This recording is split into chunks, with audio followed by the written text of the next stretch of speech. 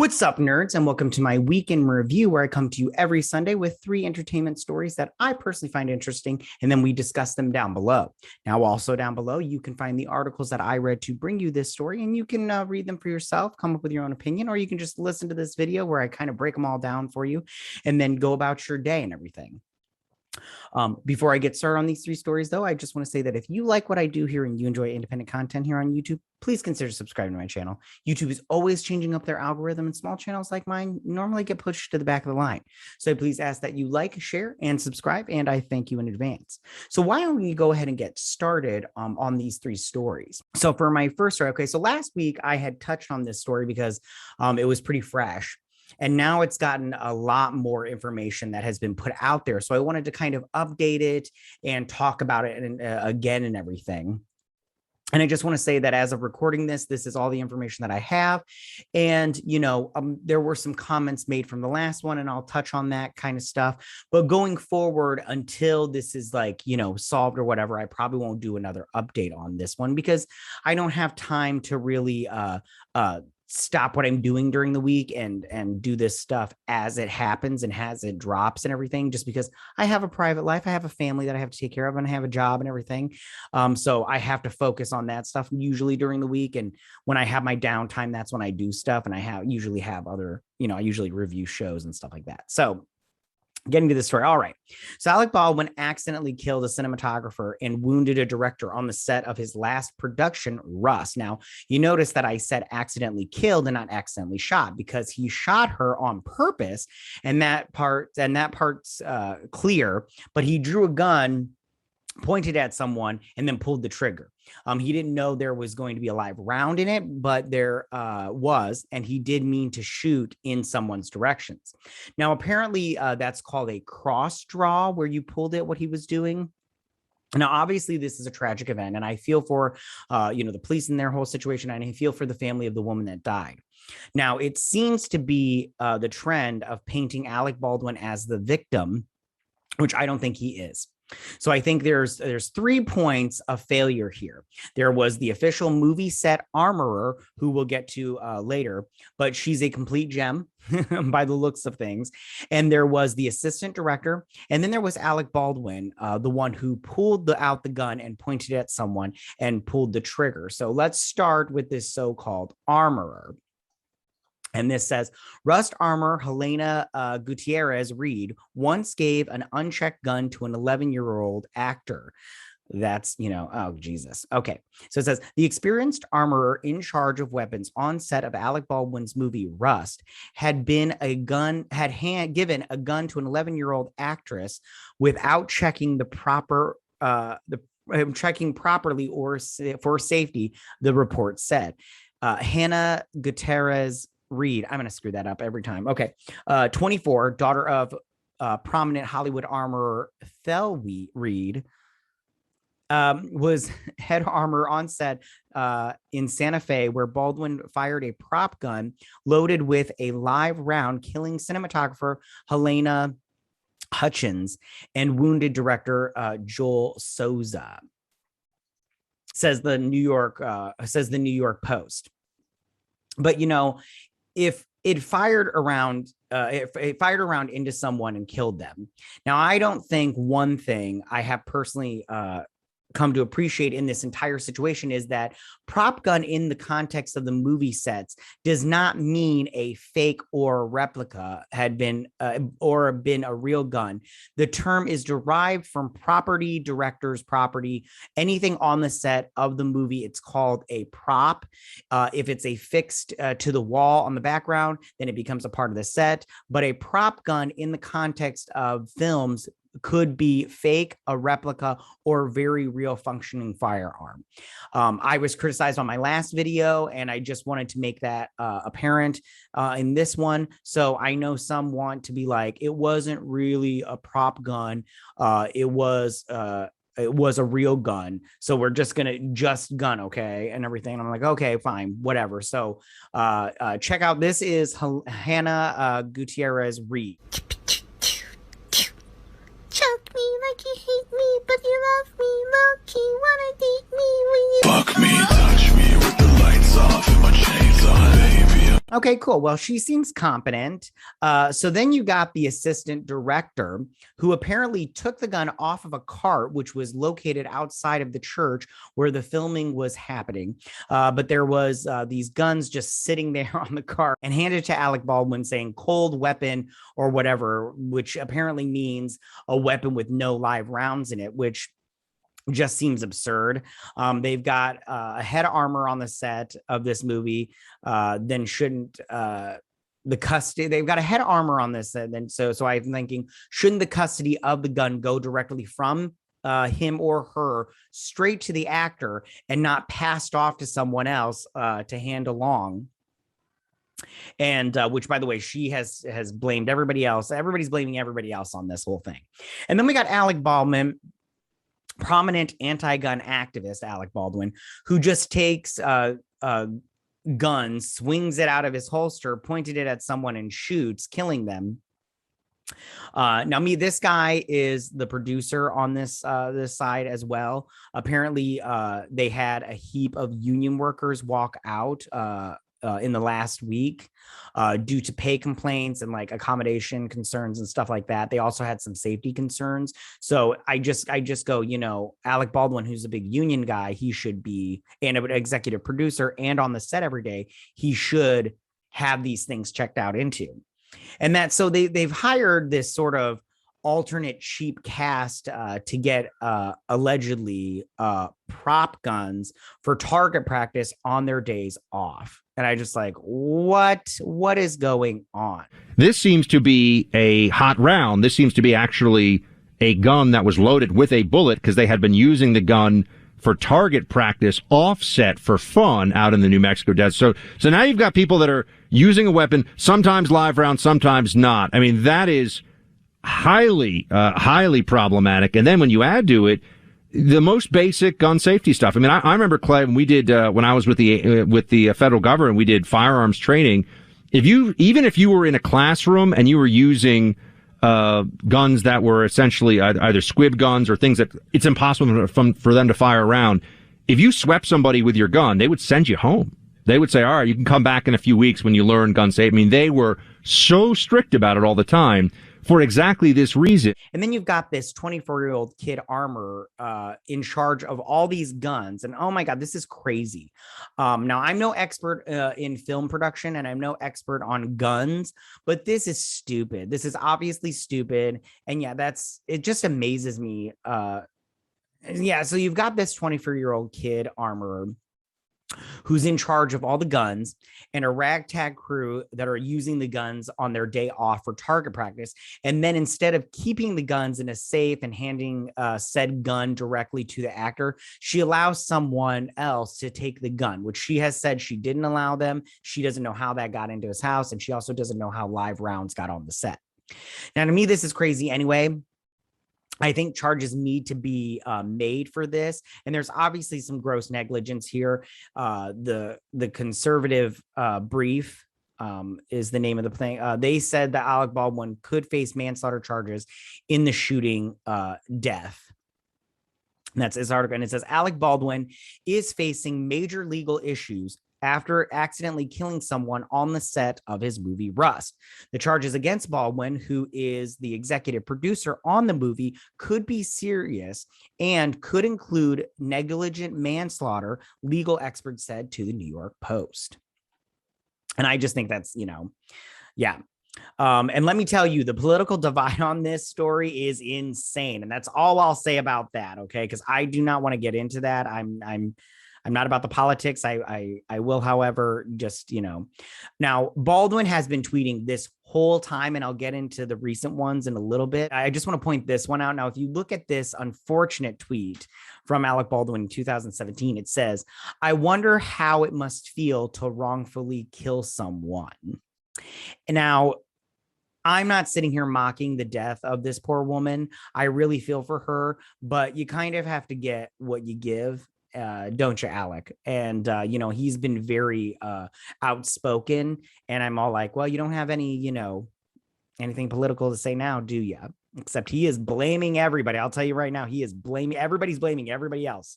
And of course they would. I would too. Nobody wants to go to jail. Now, on top of that, Baldwin has been tweeting this whole time. As I stated last week in his first tweets, he had tweeted the husband of Helena Hutchins. But he has been tweeting on a regular basis about this whole situation. And that, I have to say, stop tweeting. You are under investigation. You know, it says in the Miranda rights that you have the right to remain silent, but anything you say can and will be used against you in a court of law. And that includes tweeting. And if you think that these police are on your side, you are incorrect, my friend.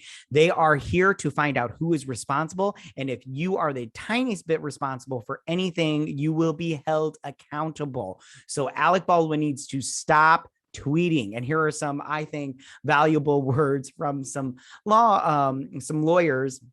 And I think that they say it the most blunt way that you possibly can. So check this out.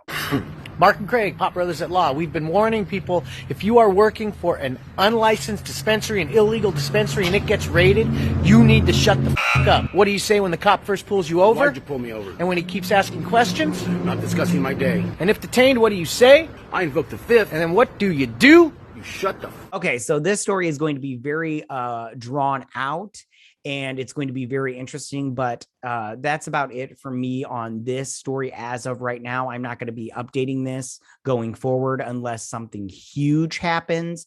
And then I might just cover it that day because I don't want to have to do this on my Sunday videos. I like to do funner stuff, more comic booky kind of stuff, which is my next two stories. So that was my first story of the day. And so for my second story of the day, it looks like Brendan Fraser is joining the cast of Batgirl. Now, if you don't know, Batgirl is an upcoming 2022 movie set for the DC extended universe, but it will be on HBO Max. It will premiere on there. And Walter Amada said a little while ago, I don't remember exactly when, but he did say that Batgirl would be, they're going to do 4 experimental movies made for HBO Max, and things like Blue Beetle and Batgirl will be 2 of them. I think there's more, but I can't remember off the top of my head, but whatever. So now this movie stars Leslie Grace as Barbara Gordon, aka Batgirl. Now she was on, we'll get to Brendan Fraser in just 2 seconds. I want to explain the movie. So she was on In the Heights, and The Heights didn't do so well. She was okay in the movie. I wouldn't have picked her to be Batgirl, but whatever. J.K. Simmons is going to be returning as Commissioner Gordon, which is great. I love J.K. Simmons. And then Jacob Scipio is going to be on there, but they haven't told us who his character is. Now, the directors for this movie are the directors of Bad Boys 3, and that's Adil El Arbi and Bilal Fallah. I hope I said their names right. If I didn't, please don't get mad at me. And then the writer on this is Christina Hodson. And if you remember her, she wrote Birds of Prey and Bumblebee. Now, I have to say, and she's writing or she at least wrote the first draft for this upcoming Flash movie. Now, I have to say, as far as directors go, great. Bad Boys for Life 3 was excellent, in my opinion. I really enjoyed it. It was just kind of fun, very action-packed, and I love that whole franchise. That's from my younger days, those first 2 movies. So that movie, I felt like held up to the first 2 and was just fantastic, in my opinion. As far as Brendan Fraser go, well, the biggest concern for me is Christina Hodson. She's a shit writer. Birds of Prey was a hot mess, in my opinion. I mean, there were things that I liked about it, but I do not think that Christina Hodson knows or understands any of these characters. If she's read a comic book, I need proof, because I don't believe her at all. And I just think she's just a shit writer. Bumblebee was also, in my opinion, a hot mess. Now, as far as Leslie Grace goes, good for her. I don't wish anything against these people. It's just, I don't know if they chose the best people for this job. Yeah.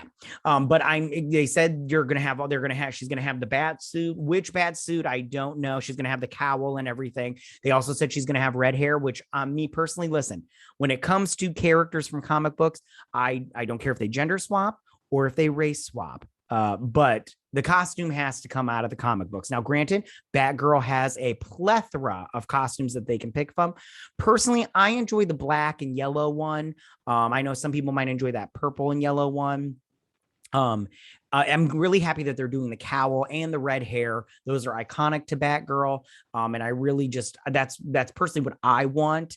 If they do the newer iteration, I won't be upset about it, but it's not my favorite one. But yeah, now let's get to Brendan sorry, I took too long to say that, all that's nonsense, but let's get to Brendan Fraser. Now, Fraser. Now he is the latest casting for this. And let me just tell you right now, I love Brendan Fraser. He is from my childhood. He was huge during the the 90s and then the early 2000s as a leading man. And you may remember him from the Mummy franchise, where he was great. He was also, and the thing about him, and I feel bad about saying this, is he's kind of let himself go a little bit, which sucks. But what are you going to do? The guy's older, as an older person, I'm not as skinny. If you believe it or not, I used to be a whopping 95 pounds. I know, right? But yeah, he also is in Doom Patrol, which is on HBO Max. And let me just tell you right now, he plays Robot Man the best. I love his character. It's my second favorite character on the show, right behind Rita Farr. But he's just great, and he makes me laugh pretty much every episode. I just love his character, and I love Brendan Fraser, and I'm really happy they cast him as, sorry, I should get to to his character. So he has been cast as Firefly. Now, who is Firefly? Firefly is, he doesn't have any powers, as far as that goes in the DC universe, but he's basically a pyromaniac. Like he sets fires, and he usually wears like an armor and wings, but he just usually has a flamethrower, and his alter ego is Garfield Lens, and he was injured, and he has like burns on his body. Now, this character has made an appearance in live action before. This isn't his first one. But he did make an appearance on oh gosh, what's it called? On Arrow, sorry, where it was in the first season, and that one was okay. It wasn't my favorite adaptation of him, but it was like whatever. And then also made an appearance on Gotham, where they gender bent it, and it was played by a woman, and that one was all right too. He's also been in plenty of iterations animation wise, and he's also been in the video games. He was in the Arkham games, I believe. I don't really play those games, so I don't really know, but yeah, I believe he was in the Arkham games also. So yeah, so that is good for Brendan Fraser. I wish him nothing but the best. I'm really happy for him. He deserves it. I think he's great, and I can't wait to see him as Firefly, as the villain Firefly. So that is my second story of the week. So for my third and final story of the week, it looks like Bill Murray has spoiled that he is going to be in Ant-Man and the Wasp: Quantumania. Now that's the third installment in the Ant-Man trilogy or whatnot. Now, this is going to be for Marvel Studios, obviously, and this is set for a release date of July 28th, 2023. Now, that's if it doesn't get moved. Now, if you remember, its original release date was supposed to be in 2022, next year, but obviously because of the pandemic, they had to, push all of the Marvel movies back because they couldn't film at the same time, and everything. Now, as far as his character goes, he did not say who his character was. I believe he just kind of like let it slip that he was in the Marvel movie, but he has not said who his character is, or what he's going to be doing. I'm very curious. I love Bill Murray. He is just so fantastic and so great. Now, this, like I said, is the third installment in the Ant-Man and the Wasp trilogy. It's going to be directed by Peyton Reed, who directed the first two movies after what's his face left. I can't remember off the top of my head. And it stars Paul Rudd, Evangeline Lilly, Michael Douglas, Michelle Pfeiffer, Catherine Newton, and Jonathan Majors, who will be playing the villain of this movie, Kang the Conqueror. Now, again, I have to just say I'm quite excited for this movie also. I think first off, hiring Bill Murray as any character is always the right choice. He is fantastic. I think he's funny. I think he's smart. I think he's a good actor. And I can't wait to see him in this movie. I think that this was a fantastic choice. I cannot say enough good things about Bill Murray. He's just fantastic all the way around. And I'll be curious. I have no guesses as to who he's playing, just because a lot of the time they bring in these actors or like these comedians, like they did with Juliette Dreyfus as Val in the MCU. So he could be playing somebody that's so like, I mean, like I know them, but they're so obscure that her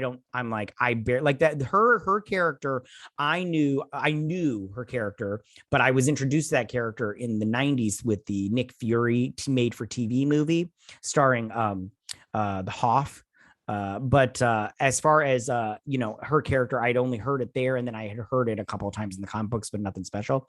So he could be playing a totally small character that's kind of like, not huge in the MCU, but they make it fun in this movie. Who knows? I don't know. Tell me your guys' guesses down below if you want to, and I'd love to hear them because I'm always interested in that kind of stuff. So that is my week in review. You guys, tell me, what do you guys think about this? How do you feel about this Alec Baldwin situation and all the stuff that's coming out about it? Are you like me and you think that all three of those people should be held responsible for what happened? This woman lost her life. Another man was shot. And there was all these safety concerns just left and right. And there's more to the story. I just didn't want to bog it down and everything. But there's just so much going on with this story. And like I said, I do think all three of these people should be held responsible in some way, shape, or form, because a woman lost her life. This isn't just a small thing. How do you guys feel about Brendan Fraser joining as Firefly in the new Batgirl movie? Are you guys excited about that? Not excited about that? Do you think this is a good villain to choose from Batman's rogues gallery? Or do you think they should have went with a more traditional Batgirl villain? And how do you feel about Bill Murray spilling the beans that he's in Ant-Man and the Wasp: Quantumania? And who do you think he's going to play? I'd be very curious to hear anybody's predictions or guesses or anything like that, because I have none right now off the top of my head, and I did not write any down in my notes, but I'd love to hear your thoughts. Again, go ahead and leave all your comments in that section down below. If you like this video, go and hit that like button. I won't mind. If you're new to my channel, please hit that subscribe button. I'd greatly appreciate it. I will see you guys next week on my week in review. You guys have a good week. Bye. Hey nerds, if you like this video, go ahead and click that Geek What icon and subscribe. And if you like this video, go ahead and join me every Sunday with my week in review.